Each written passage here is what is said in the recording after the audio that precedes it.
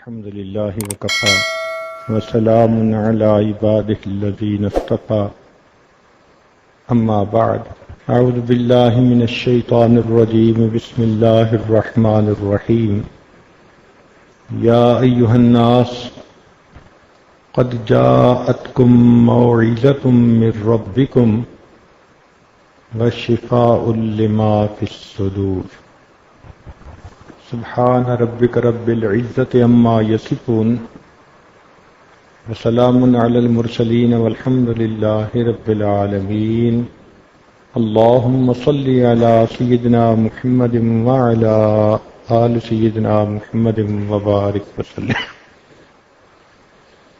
اللهم صل على سيدنا محمد وعلى آل سيدنا محمد وبارك وسلم اللهم صل على سيدنا محمد وعلى آل سيدنا محمد وبارك وسلم۔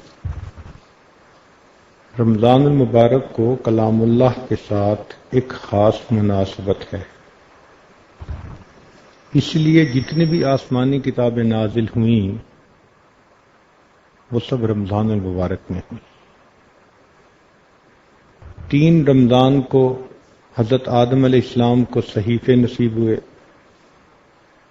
6 رمضان کو حضرت ابراہیم علیہ السلام کو صحائف ملے، 12 رمضان کو داؤد علیہ السلام کو زبور ملی، 18 رمضان کو عیسیٰ علیہ السلام کو انجیل ملی، اور 27 رمضان کو نبی علیہ السلام کو قرآن ملا۔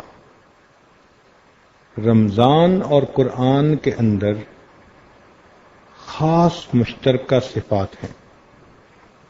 مثال کے طور پر روزہ قیامت کے دن انسان کی شفاعت کرے گا، تو قرآن مجید کے بارے میں ہے کہ وہ بھی قیامت کے دن انسان کی شفاعت کرے گا۔ الصیام والقرآن یشفعان، تو روزہ بھی شفاعت کرے گا، رمضان بھی شفاعت کرے گا، اور قرآن بھی شفاعت کرے گا۔ دوسری بات، تلاوت سے انوار برستے ہیں، روزہ دار آدمی پر بھی اللہ رب العزت کی طرف سے انوار برستے ہیں۔ قرآن اللہ کا کلام ہے، اس لیے اس سے قرب خاص نصیب ہوتا ہے۔ روزے کے بارے میں فرمایا الصوم لی وانا اجزا بہ، تو روزہ بھی انسان کو اللہ کا خاص قرب عطا فرما دیتا ہے۔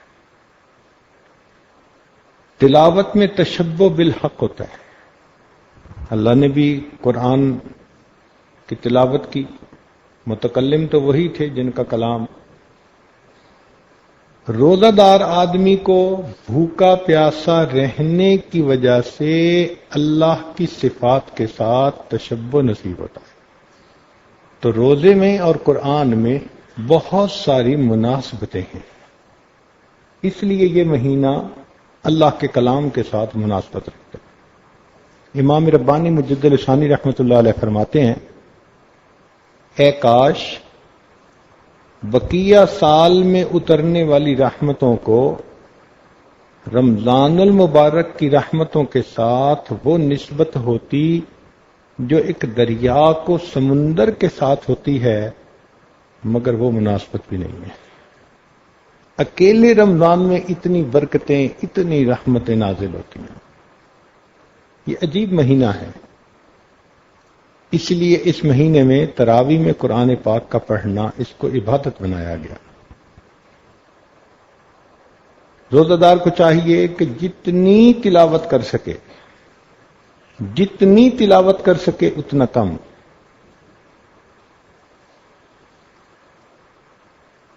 ہمارے اکابر رمضان المبارک میں تلاوت کا بہت اہتمام فرماتے تھے، چنانچہ امام اعظم ابو حنیفہ رحمۃ اللہ علیہ ایک قرآن پاک دن میں، ایک قرآن پاک رات میں 60 ہو گئے، اور 3 قرآن مجید تراویح کی نماز میں۔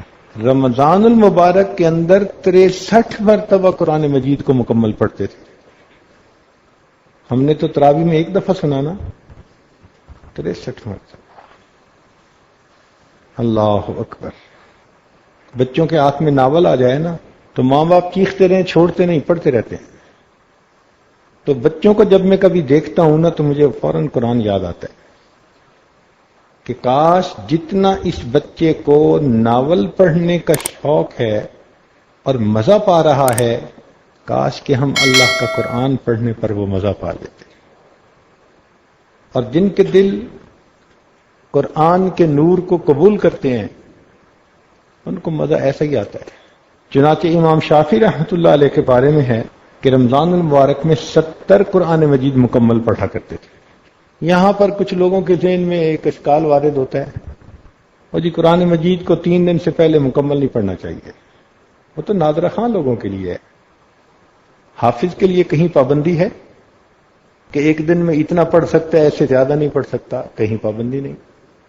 حافظ کا کام قرآن مجید کے حفظ کو مضبوط رکھنا، چاہے اسے ایک دن میں پورا قرآن پڑھنا پڑے، چاہے ایک دن میں 2 مرتبہ قرآن پڑھے. تو وہ مسئلہ ناظرہ خواہ بندے کے لیے ہے، لیکن وہ حفاظ پہ بھی لگا دیتے ہیں. جبکہ صحابہ رضی اللہ تعالی عنہم سے بھی ثابت ہے کہ وہ حفاظ تھے، ایک دن میں ایک قرآن مجید کی تلاوت کر لیا کرتے تھے. امام احمد بن حنبل رحمۃ اللہ علیہ، ان کا معمول پوری زندگی ہر ہفتے قرآن مجید پڑھنے کا تھا. روزانہ ایک منزل پڑھا کرتے تھے اور 7ویں دن قرآن مجید مکمل ہوتا تھا. قتادہ رحمۃ اللہ علیہ، ان کے ہاں درس قرآن کا بھی معمول تھا اور ہر 7ویں دن قرآن مجید کے ختم کا بھی معمول تھا. لیکن جب رمضان شروع ہوتا تھا تو پھر وہ ہر 3 دن میں قرآن مجید مکمل پڑھا کرتے تھے. جب آخری عشرہ شروع ہوتا تھا تو ہر رات میں قرآن مجید مکمل پڑھا کرتے تھے. سبحان اللہ. یہ قرآن مجید کے عاشق تھے. امام زہری رحمۃ اللہ علیہ کا قول ہے کہ رمضان ہوا تلاوت القرآن و اطعام الطعام. رمضان تو بھئی کھانا کھلانا، سحری افطاری کا، اور قرآن پڑھنا. سبحان اللہ. امام مالک رحمۃ اللہ علیہ رمضان المبارک جب آتا تھا تو اپنے درس کو موقوف کر دیتے تھے، ختم کر دیتے تھے، اور فرماتے تھے ھذا شہر القرآن، یہ قرآن مجید کی تلاوت کا مہینہ ہے. تو پورا مہینہ قرآن کی تلاوت میں گزارا کرتے تھے. سیدہ عائشہ صدیقہ رضی اللہ تعالی عنہا دن کے شروع میں پورے قرآن مجید کی تلاوت فرمایا کرتی تھی. زبید رحمت اللہ علیہ کے ہاں ہر آنے والا بندہ اس کا یہ معمول تھا کہ روزانہ ایک قرآن پاک پڑھے. منصور ابن زادان کے بارے میں آتا ہے کہ یختم القرآن ما بین الظہر والعصر، ظہر اور عصر کے درمیان پورے قرآن کی تلاوت کر لیا کرتے تھے. اللہ اکبر. آپ حیران ہو رہے ہوں گے کہ اتنی تھوڑی دیر میں اور اتنا جلدی. جی کرنے والے کرتے ہیں. لڑکپن میں ہمارے ایک استاد تھے، اللہ نے ان کو کوئل کی آواز دی ہوئی تھی. اتنا سوز تھا ان کی آواز میں کہ زندگی میں ایسی آواز نہیں سنی. قرآن پڑھتے تھے، لوگ مست ہو جاتے تھے. ہم لوگ اس وقت چند سال کے تھے، 7 سال 8 سال، کوئی ایسی عمر ہوگی. رمضان کا مہینہ تھا تو ان کے 30-35 شاگرد تھے جو حفاظ تھے. شہر کی مختلف مساجد میں وہ قرآن کی تلاوت کر رہے تھے، سنا رہے تھے. تو روزانہ تراویح کے بعد وہ آتے اور اپنے استاد کو کارگزاری سناتے، پھر اگلے دن کی انسٹرکشنز لے کے جایا کرتے تھے. اللہ کی شان کہ ایک دن وہ کوئی رمضان کی آخری عشیے کی رات تھی، کوئی 30-35 حفاظ جمع تھے. ان میں سے ایک کہنے لگا کہ حضرت آج قرآن ہو جائے. کہنے لگے ہاں میری 4 رکعت تراویح رہتی ہے، میں نے پڑھنی ہے. لو جی، انہوں نے آگے مصلی پہ نیت باندھ لی اور ہم لوگ پیچھے کھڑے ہو گئے. وہ قرآن پڑھتے رہے اور ہم سنتے رہے. ہمیں نہیں پتا چلا کہ ہم کہاں کھڑے ہیں اور کیا ہے. بس وہ پڑھ رہے تھے اور ہم جھوم رہے تھے. پتہ اس وقت چلا جب انہوں نے 29 پارے پڑھنے کے بعد پہلی مرتبہ رکوع کیا، اور ہماری حالت یہ تھی کہ ہم رکوع میں جانا چاہتے تھے، جا نہیں پا رہے تھے. جسم جیسے ایک جگہ فریز ہو جاتا ہے نا، تو ہم گھنٹوں کھڑے ہو گئے سب حفاظ کے پیچھے. اللہ کی شان. پہلا رکوع 29 پارے پہ کیا اور دوسری رکعت میں آخری پارہ پڑھ کے انہوں نے 2 رکعت میں پورا قرآن مجید مکمل پڑھ لیا. جو عشاق ہوتے ہیں ان کو قرآن مجید پڑھنے سے ایسی محبت ہوتی ہے. یہ اللہ کا کلام ہے. اصل میں ہم ابھی اس مزے سے واقف ہی نہیں. کل بھی کسی مجلس میں میں اپنے دوستوں سے کہہ رہا تھا کہ بچپن میں ایک بچے کے لیے بڑی بات ہوتی ہے کہ اس کو گڑ کی ڈلی مل جائے. اب وہ گڑ کی ڈلی کے مزے پہ فریفتہ، گڑ کی ڈلی مانگے گا، اسے گڑ کی ڈلی دے دو وہ خوش ہو جائے گا گڑ کی ڈلی پہ. وہی بچہ جب جوان ہو جاتا ہے، بلوغت کی عمر کو پہنچ جاتا ہے، اب اس کی شادی ہوئی تو شادی کی رات کوئی اسے کہے کہ بھئی آج گھر نہ جاؤ، ہم تمہیں گڑ کی ڈلی دیں گے، تو اس کو کتنا عجیب محسوس ہوگا. وہ دل میں یہی کہے گا نا کہ گڑ کی ڈلی کا کیا تعلق اس انار کی کلی کے ساتھ.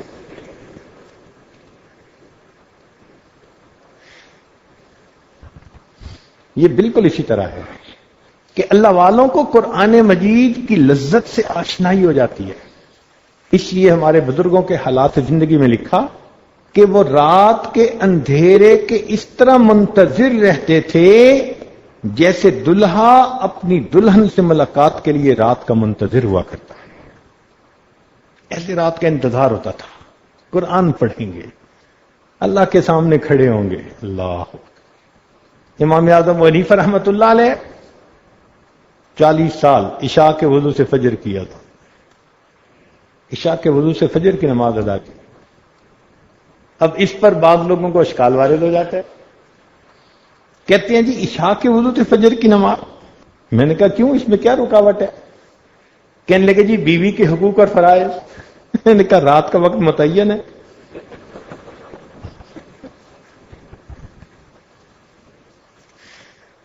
پہلے تو وہ اسی پہ چپ ہو گیا. پھر میں نے انہیں بات سمجھائی. میں نے کہا دیکھو، ایک ہوتی ہے عرف میں بات کرنی. یہ جو عرف ہے نا، اس کو شریعت نے قبول کیا ہے کہ عرف میں کیا بات کی جاتی ہے. اب دیکھیں ذرا، اللہ تعالیٰ فرماتے ہیں کہ قرآن مجید تبیان لکل شیء، ہر چیز کی اس میں وضاحت. اب ایک عرف میں بات کی گئی نا. اب اگر کوئی بندہ کہے جی کیا اس میں آئس کریم بنانے کا طریقہ لکھا ہے، تو اس کو کہیں گے پاگل. یہ کوئی کھانا پکانے کی کتاب تھوڑا ہے، یہ کتاب ہدایت ہے. ہدایت سے متعلق ایک انسان کو جن باتوں کی ضرورت ہے اللہ نے ان تمام کو کھول دیا. ہدایت کے لیے کسی دوسری کتاب کی طرف رجوع کرنے کی ضرورت نہیں ہے. اب وہ کہ جی نہیں، کل شیء، ہر چیز اس میں ہے. اب کل کو پکڑ کے بیٹھا رہے تو اس کو کہیں گے نا تم پاگل ہو، تم اس کے مفہوم کو ہی نہیں سمجھ رہے. یہ عرف میں بات کی جا رہی ہے. ملکہ بلقیس کے بارے میں قرآن مجید میں آتا ہے وَأُوتِيَتْ لَهُ مِنْ كُلِّ شَيْءٍ وَأُوتِيَتْ لَهَا مِنْ كُلِّ شَيْءٍ. ہر چیز تھی اس کے پاس. اب کوئی بندہ پوچھے جی اس کے پاس ریفریجریٹر تھا، اس کے پاس آج کل ایئر کنڈیشن تھا، اس کے پاس لیموزین کار تھی، تو کہیں گے پاگل آدمی. اس دور میں بادشاہوں کے پاس جو ہوتا تھا وہ سب کچھ اس کے پاس تھا. تو کل کے لفظ کو پکڑ کے بیٹھ تو نہیں نہ جائیں گے، عرف میں بات کی جا رہی ہے. اچھا، نبی علیہ الصلوۃ والسلام نے غزوہ حنین میں فرمایا انا النبی لا کذب، انا ابن عبد المطلب. اب کوئی پکڑ کے بیٹھ جائے ان لفظوں کو کہ جی نبی علیہ السلام تو حضرت عبداللہ کے بیٹے تھے، دادا کا نام کیوں لیا؟ عبد المطلب کا نام کیوں بھائی؟ تو کہیں گے کہ بھائی عرف میں خاندان کی جو مشہور ہستی ہوا کرتی تھی اس کی نسبت بتایا کرتے تھے، میں اس خاندان کے اس بندے کے ساتھ نسبت رکھنا، تو عرف کو شریعت نے قبول کیا۔ چنانچہ ایک استاد اگر بخاری شریف پڑھ کر فارغ ہوں اور مدرسے میں پڑھانا شروع کر دیں، پوری زندگی پڑھاتے رہیں، 30 سال ان کا یہی معمول رہے، مدرسے پڑھائیں، فوت ہو جائیں، اب لوگ ان کا تذکرہ کرتے کہ جی ساری عمر بس پڑھتے پڑھاتے ہی رہے، ایسے کہتے ہیں نا جی، ساری عمر بس پڑھنا پڑھانا ہی، تو ساری عمر کا کیا مطلب؟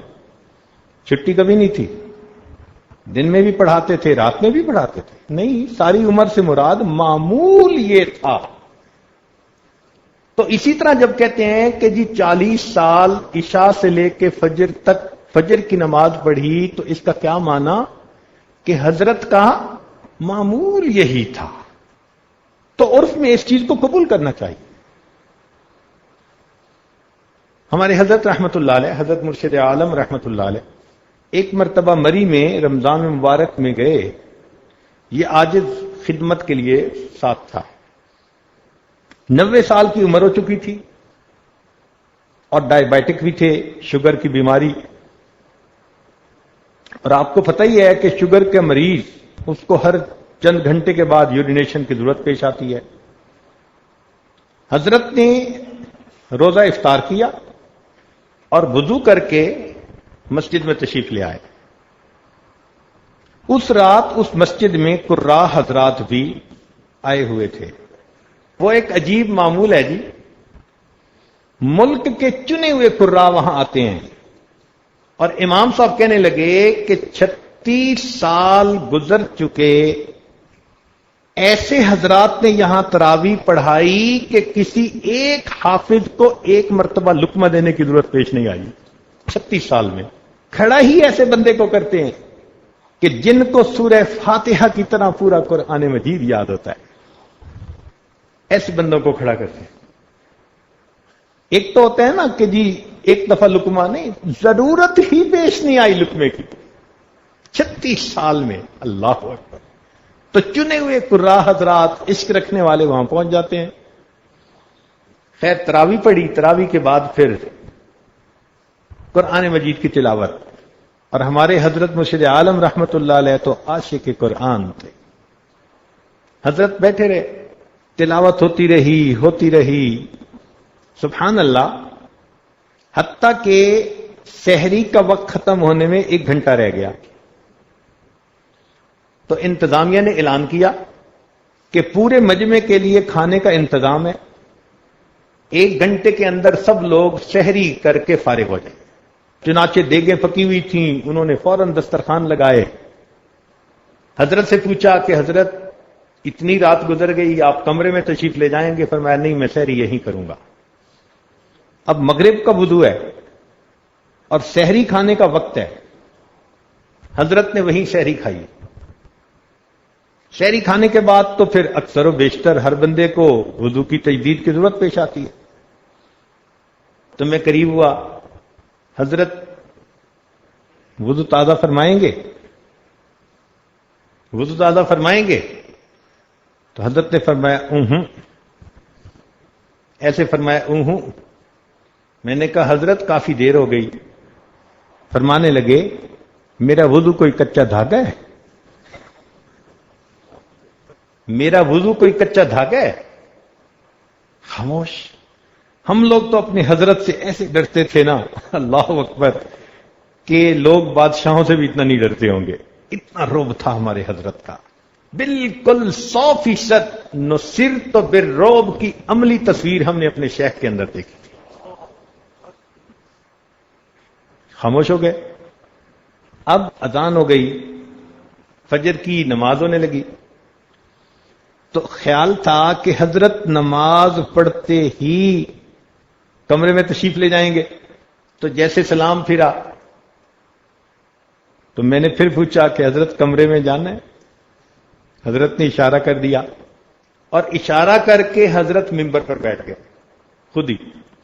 فرمانے لگے قراء حضرات کو ساری رات آپ نے قرآن سنایا، اب میں آپ کو قرآن سناؤں گا۔ حضرت کا فجر کا درس قرآن آپ کی زندگی کا پکا معمول تھا. کہیں ہوتے سفر حضرت فرماتے تھے یہ جو صبح میں قرآن بیان کرتا ہوں مجھے اس پہ روزینہ ملتا ہے. یہ فرماتے تھے. اس معمول کو قضا نہیں ہونے دیتے تھے. جہاں بھی ہوتے فجر کا درس قرآن پکا. اور درس قرآن ایسا ہوتا تھا کہ چڑیا کو پر مارنے کی اجازت نہیں ہوتی تھی. سب لوگ ادب کے ساتھ. یہ نہیں ہو سکتا تھا کہ کوئی نیند سے جھومے. نہیں. اللہ اکبر. ہمارے حضرت تو ایسے سیدھا رکھتے تھے. حضرت نے درس قرآن شروع کر دیا تو اس عاجز کا خیال تھا کہ بھئی جیسے ہم فجر کے بعد تعلیم کرتے ہیں 10 منٹ کی تو یہ درس قرآن آج 10 منٹ کا ہی ہوگا. اللہ اکبر. حضرت نے تو بھرپور درس قرآن. اللہ اکبر. حالانکہ رمضان میں جلدی نماز پڑھی جاتی ہے. حضرت نے اس وقت درس قرآن شروع کیا اور اشراق کے وقت تک درس قرآن دیتے رہے. اور ایسا عجیب حضرت پر جذبہ تھا کہ فرمایا کہ مجھے آیتوں کا ترجمہ کرنے کی کوئی ضرورت نہیں. تم سب علماء ہو, ترجمہ سمجھتے ہو. پھر حضرت نے آیت کے بعد آیت, آیت کے بعد آیت, ایسا مضمون کہ ہم حیران. ایک آیت پڑھی پھر دوسری پڑھی. یعنی جو ترجمہ سمجھنے والے تھے وہ تو حیران تھے کہ یہ آمد کہاں سے ہو رہی ہے. عجیب حضرت کی کیفیت تھی. لو جی اشراق کا وقت ہو گیا. اب جب حضرت نے درس قرآن ختم کیا تو اشراق کی نیت باندھ لی. اشراق پڑھنے کے بعد حضرت کمرے میں آئے اور وضو کی تجدید کی. آپ عشاء کے وضو سے فجر کی باتیں کرتے ہیں. ہم نے اس دور میں 90 سال کے ایک بزرگ کو جو شوگر کا مریض ہے عشاء کے وضو سے اشراق کی نماز پڑھتے آنکھوں سے دیکھا ہے. پتہ کیا اللہ والوں کو کیا کیا توفیقیں ملتی ہیں. اپنے پہ قیاس نہ کیا کریں.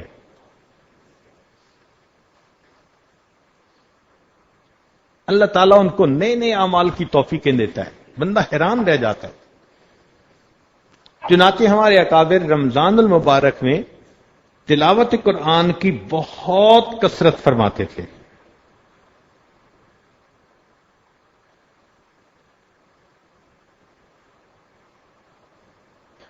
اگر دل صاف ہو تو قرآن انسان کے دل کو گدگداتا ہے. اب دیکھیں نا, ایک آدمی زکام کا مریض ہے, اس کو کیا پتا عنبر کیا ہے اور خس کا عطر کیا ہے, اس کو تو خوشبو کا پتہ نہیں چل سکتا. اسی طرح چونکہ ہم نزلہ زکام, گناہوں کے نزلہ زکام کے مریض ہوتے ہیں, ہمیں قرآن مجید کی تلاوت کے لطف کا پتہ ہی نہیں چل پاتا. ہم انجوائے نہیں کرتے تلاوت کو, بس کھڑے ہوتے ہیں اپنی طرف سے.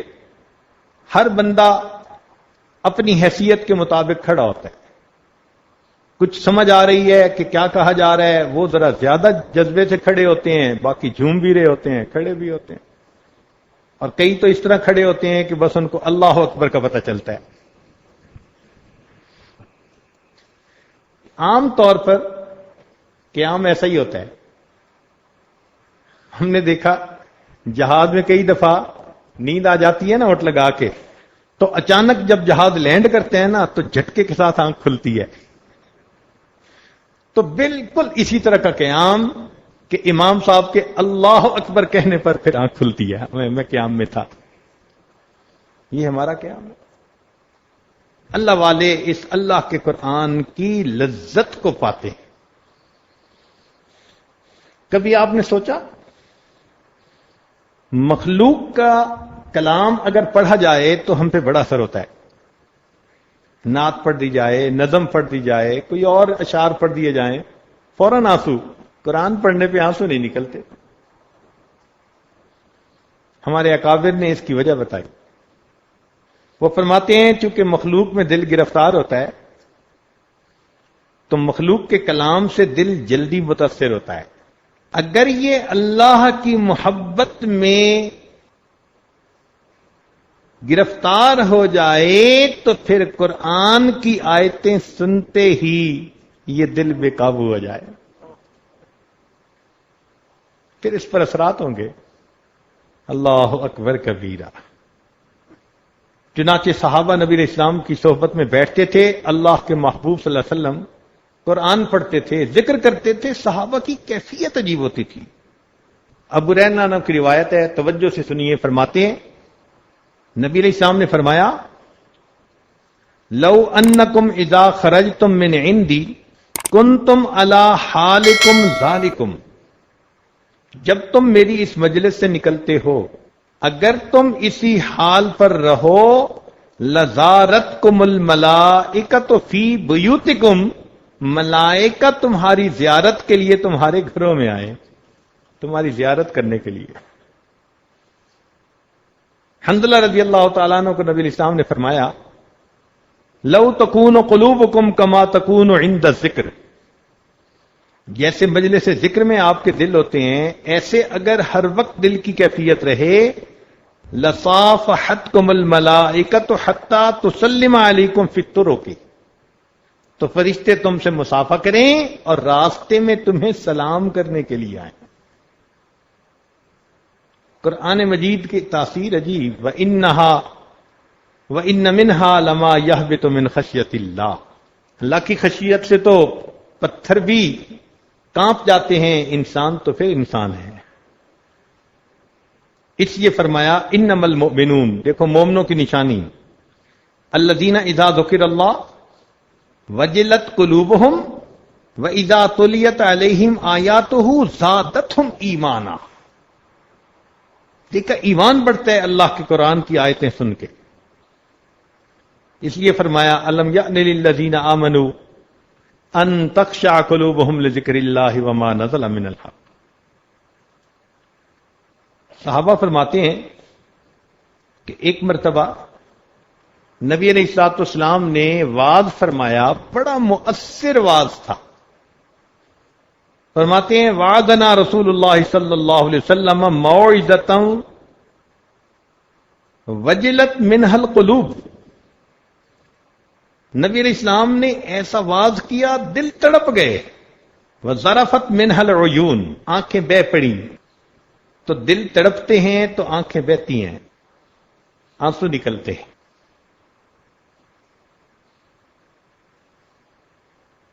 ابن مسعود رضی اللہ عنہ فرماتے ہیں نعم المجلس، وہ مجلس کتنی اچھی ہوتی ہے کہ المجلس الذی تنشر فیہ الحکمت وترجى فيه الرحمت انه مجلس الذکر، جس میں رحمت برستی ہے